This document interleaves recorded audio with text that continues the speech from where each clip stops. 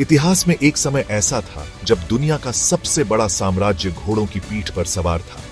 एक ऐसा साम्राज्य जिसने आधी दुनिया को जीत लिया।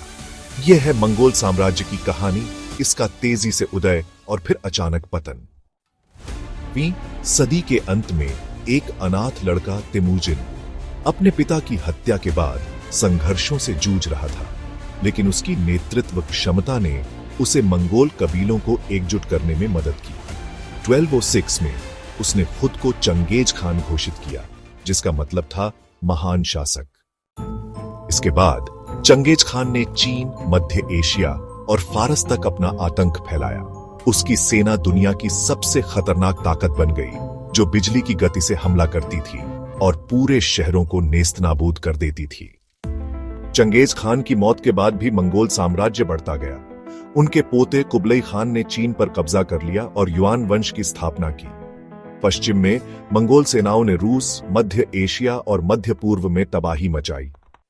1258 में उन्होंने बगदाद पर हमला किया और अब्बासी खलीफा का शासन खत्म कर दिया। मंगोल अब दुनिया की सबसे शक्तिशाली ताकत थे, लेकिन इतनी तेजी से फैला साम्राज्य टिक नहीं सका।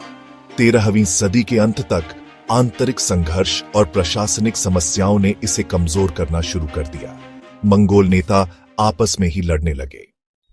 इसके अलावा काला मौत, ब्लैक डेथ जैसी महामारियों ने मंगोल व्यापार मार्गों को तबाह कर दिया। धीरे धीरे उनके अलग अलग क्षेत्र स्वतंत्र होने लगे। 14वीं सदी तक मंगोल साम्राज्य टुकड़ों में बंट गया।